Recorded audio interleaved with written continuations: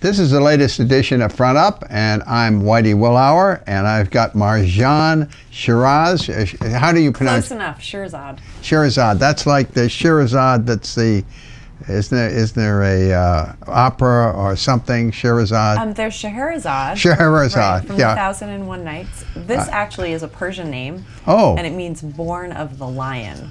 Oh, so I it see. Sounds very similar. I it's see. Not quite the same. Well, I don't speak Persian, so do you speak Persian? I do. How many languages do you speak? I speak 3 fluently, and I have a good working knowledge of Spanish and a tiny bit of Portuguese. But what are the ones that you speak? English? French and Persian. Oh, that's great. That's great. I wish I had the ability. I'm struggling with Spanish right now, and that's over the top. Well, I'm not very good verbally. I'm better visually. But anyway, that's enough about me. Now, what is your job right now? I am very happily working at the Historical Association, the NHA, and I'm Director of Outreach and Special Programs.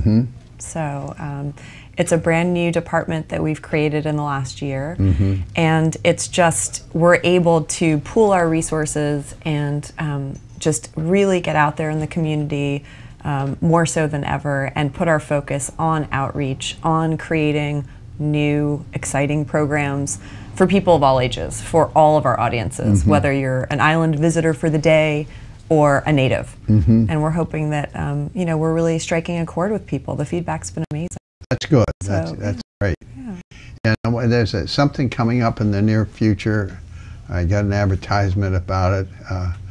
What is it? Oh, about the Vernies are having somebody out at their house to explain where that Sherbin was, and yeah, we are doing. I mean, there's so many things on the calendar. Some of them happen at the Whaling Museum. This one happens to be a sort of GAM up at Capon Pond, and really talking about Nantucket Village from the way early days, the first English settlers, and that one's run by Mark Avery, our Director of Historic Properties. But we have, I mean, I sometimes am amazed at all of the programs that we have in any given week. It's been a pretty tremendous summer. Yeah, and there's a great deal of interest in that. Now tell me, you're Persian, but how did you, where did you start out? How far back do you want to go? How long do we have? I was born in Tehran and moved to the States when I was 3, and essentially have been a global citizen. My family moved around quite a bit when I was younger.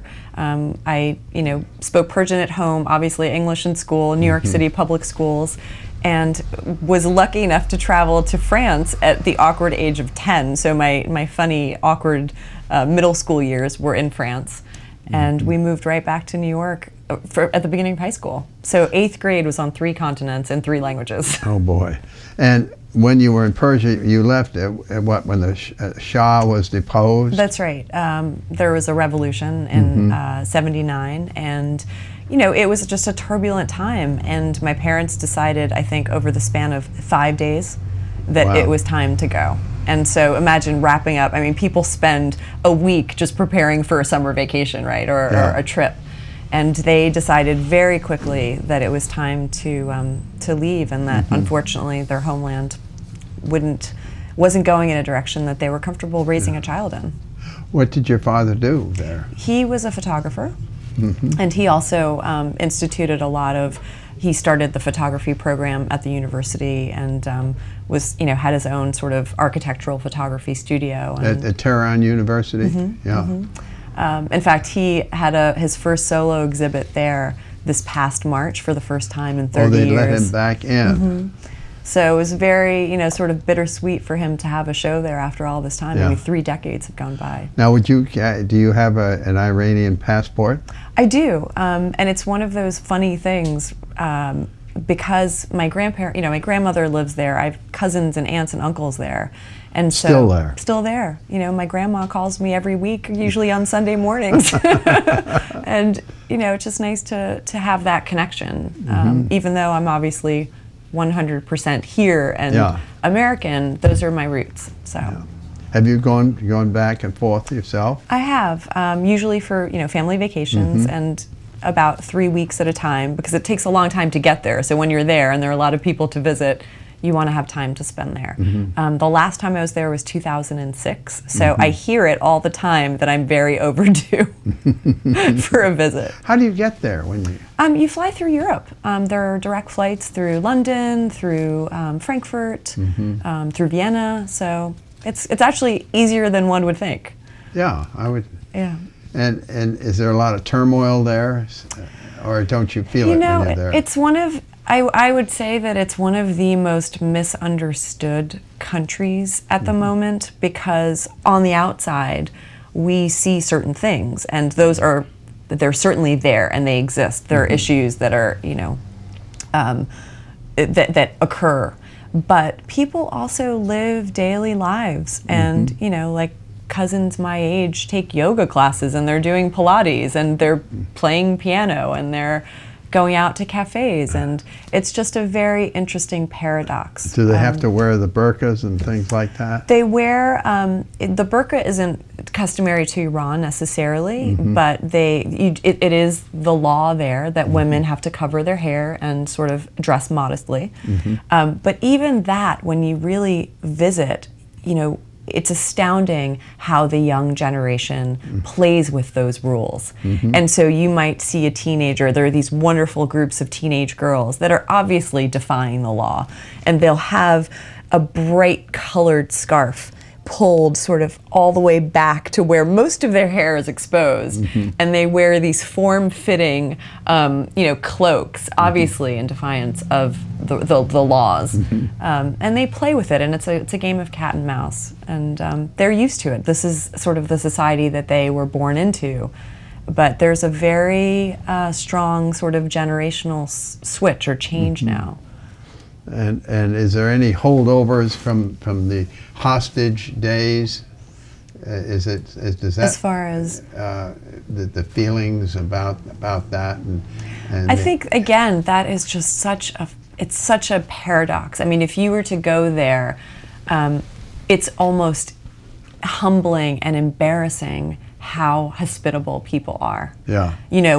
I go as an Iranian woman, of course, Iranian American, and I'm overwhelmed by people's generosity. So the feeling on the street, anyone who's ever been lucky enough in the last kind of 3 decades since the revolution to visit has, I would say, 99.9% just left feeling like that is one of the most gracious cultures that I've ever experienced. So I would say, again, it's one of those surprising elements. If we were on the streets right now, people would probably be slapping you on the back saying, gosh, I'd love to know more, have some tea, Yeah. I love America. and yet we get all of this negative press about the situation. It's one of the sad ironies. Yeah, yeah. Now tell me about your career. How did you start out, and how did you end up in Nantucket? It's just, sometimes life guides you and takes you where you need to be, and I think that's been my principle. On paper, I certainly didn't have a traditional career path where I needed to do X, Y, Z by a certain time or age, but I definitely follow my instinct, and I think they're great coincidences. And I was thrust into the world of exploration when I was studying during my grad school studies in London. I was studying visual anthropology, doing a film shoot with explorers at the Royal Geographical Society, and met my future employer, who handed me a card and said, if you ever fancy coming to Antarctica, drop me an email. Yeah. And I did, and that was the next 3 years of my life. In Antarctica? Based out of London and New York, but traveling to the Antarctic, doing sustainability expeditions with him, and that's actually what brought me to Nantucket originally. Was he had a side project. It was a renewable energy sailboat, and it's almost 3 years to the day. It was Race Week 2008. Oh, really? And we came to Nantucket, and he did a speech at the Athenaeum. And that was my first time on the island, or that was, that summer was my first time on the island. And, what a wonderful ride. Here we are 3 years later, and I work with the NHA, and just love it, have found a really great community here. How long have you been with the NHA? I started in January of 2010. Yeah. So, and I was brought on as a history educator, which was wonderful, and it meant that it was, again, there's no precedent. The position was created due to the generosity of an anonymous donor who said, I really want to support a project where we have a full-time position and there's someone dedicated to inspiring local youth. You know, this is an incredible island, and let's make sure that Nantucket youth leave here as they go on in their lives feeling that this is a tremendously special place. And it was, you know, it takes a lot of foresight to create a position like that. And it just started the ball rolling. I was able to work with the schools and did a photography project last year with local teens and the Boys and Girls Club and the high school. And it's just been snowballing. You know, I'm so optimistic. It's such a great time to be doing community outreach projects on Nantucket.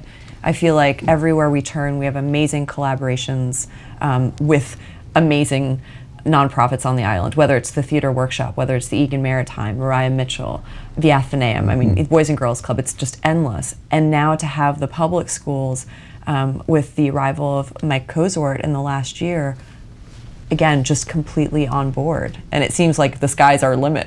It's like, what do we do first? Yeah, we were working with a couple of the students on energy, and we were down at the, had a meeting last night where they were presenting, you know, their approach toward sustainable energy, and I was very impressed by these young people. Nantucket has amazing minds. I mean, both professionally, you know, there's some great people who live here and call it their home year-round. Yeah. And the students are top-notch. Yeah. And increasingly diverse and increasingly knowledgeable about the world and caring about these greater issues. Yeah. And so those students that you're referring to are just examples, are one of many, and there's this wonderful feeling, whatever your cause is, whatever you care about, there's a place to grow and sort of foster that. Well, Marjan, now tell me, what is your next big project? Where are you going from here as far as the NHA is concerned? Well, we have a lot of things coming down the pike, and one of them, I mean, this summer has been the summer of debuting our film, the Rick Burns Nantucket film, which we're very proud of and can actually be used as a tool. You know, if you have 51 minutes or so, here's your crash course in Nantucket history. And people love it and they gravitate towards it because it's visual. It's always great to tell a story succinctly with great visuals. So we are doing all sorts of things. We're working with the high school on an upcoming Nantucket elective. The history course on Nantucket is coming back in spring of 2012. So we're thrilled to be working with you know, Peter Panchi and John McGinnis and those folks. We are looking at continually diversifying our programs. So working with maybe the literacy volunteers at the Athenaeum, bringing in you know, people who traditionally may not be thinking of the Whaling Museum as a place for them, expanding into other languages. You know, I'm a fan of speaking languages, and I think, why not offer all these great things in different languages? And really just being the community living room and a place for people to go to and learn about Nantucket history in fun ways. Because history is not boring. No, it isn't.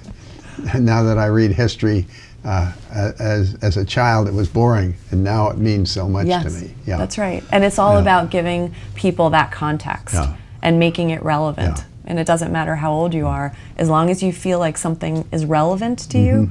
I think that's half the battle. Yeah, that's when I finally got interested in schools, when it became relevant. Right. Yeah. Well, I think we've about run out of time. Have I asked you everything I need to ask you? Oh, it's been a pleasure. I'm sure we could carry on, but. Well, thank you very much, and appreciate you spending the time coming. I know you have a very busy schedule. It's always a pleasure.